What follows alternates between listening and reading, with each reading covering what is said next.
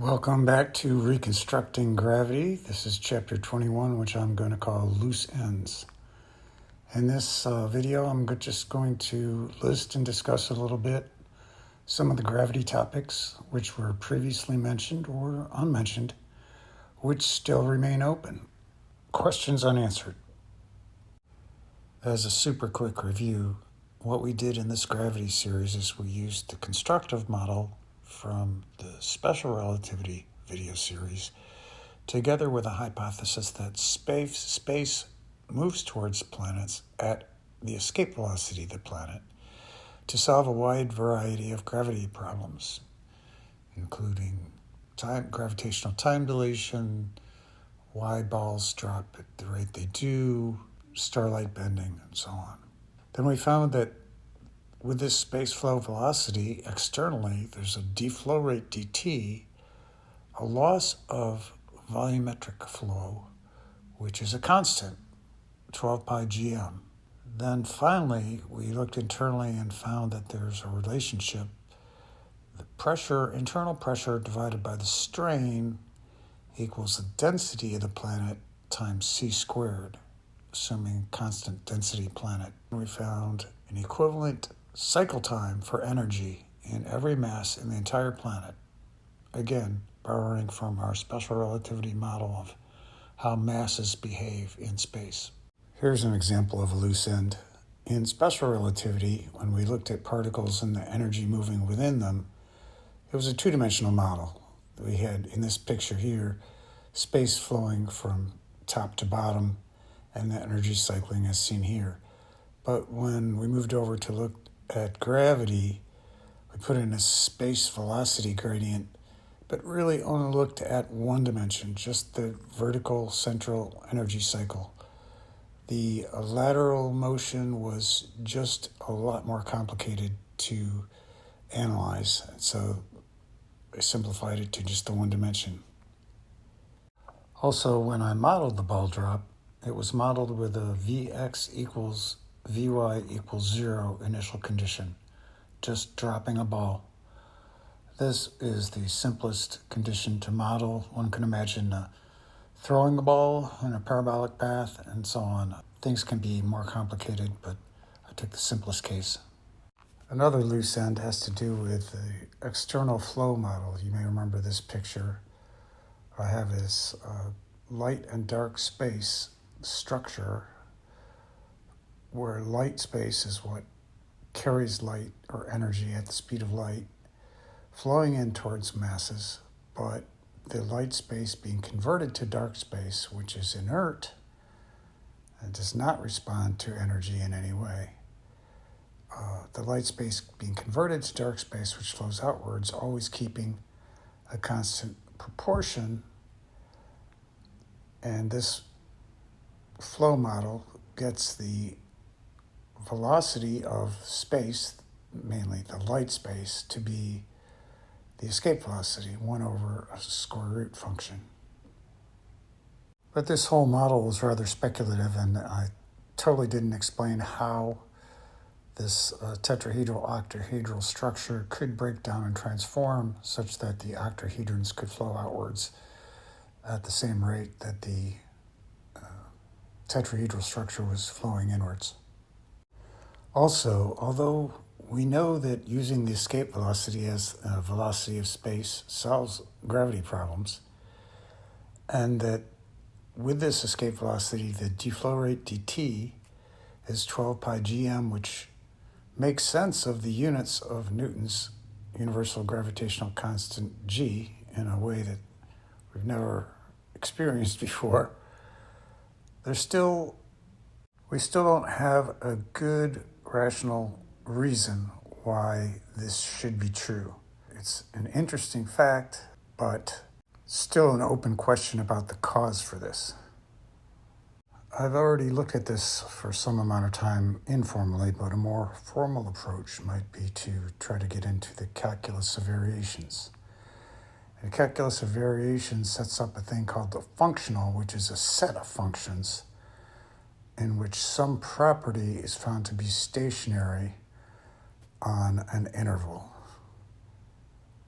The most famous example of this, I think, is a curve called the Reconstructing, which is a curve that allows a ball to move from one end of the interval to the other in the fastest amount of time, as shown here. And the particular curve that does this was found to be a cycloid. And if I was going to do this, I think I'd set up the functional as velocity of space equals some constant times r to the p, where p is an integer. So velocity of space, where p is minus 0.5, that's inverse square root law. And where p is minus 2, that's the normal flow inverse square law. R equals minus 1 would be somewhere in between. But the key question is, what property is, where are we attempting to optimize or make stable, make stationary? The other consideration, which I mentioned in a prior video, is just consideration of the boundary conditions at the surface of the planet, internal to the planet, and all the way out to infinity. Is there something about those boundary conditions and this particular set of equations, which is the solution described? Is there something that has to be unique about that forces the external velocity to be continuous with what's going on inside the planet, continuous and tangential? Another topic area of loose ends might be called orbital mechanics. For example, would it make sense to just have a simple superposition of velocities of space if there were multiple masses in the picture? How about a two-body problem, three-body problem? And I did work on this some, but not very much. The orbit of Mercury was found, that was another key test of Einstein's relativity model. It's not, orbit of Mercury precesses. It's not aligned with a Newtonian model of gravity. So the question is, could my model also replicate that deviation from Newton? Interesting question. I've worked on it a little. The whole area of orbital motion is something that I would like to get into, but not sure how easy or difficult it'll be.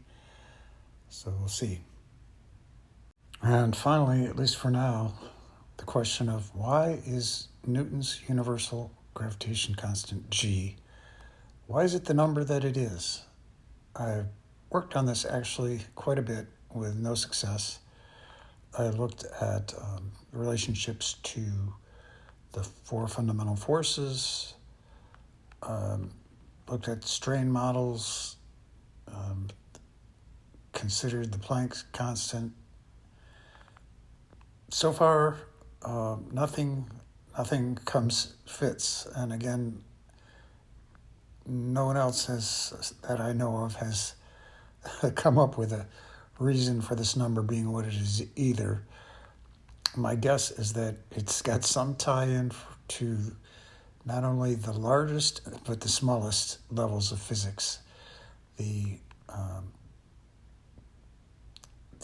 tiniest Planck level and the whole cosmos. I'm guessing it's all in there. It's all tied together somehow with that number G. Will I tie up any of these loose ends? I don't know. These were some of the difficult challenges. That's why they weren't completed so far. But if I do make any progress, I'll definitely give updates. Upcoming plans for what I'm going to do next are a little bit uncertain. I may drive towards finishing my book on gravity. I do plan to make at least one, probably more videos in the Truth series, which you can check out on my Truth playlist or just in my main video series. And maybe I'll get into some art and storytelling. I'm not sure. But I'll stop here on this video, except to say thanks for watching. Please like or subscribe if you're so inclined. check out my playlists with videos on special relativity, gravity, music tracks, and truth. At the left, there's my special relativity book, and we'll end with a little piece of music by Beck and Emmylou Harris. Catch you next time. The scientists say it'll all wash away, but we don't believe it anymore, 'cause we've got our recruits and our green mohair suits. So please show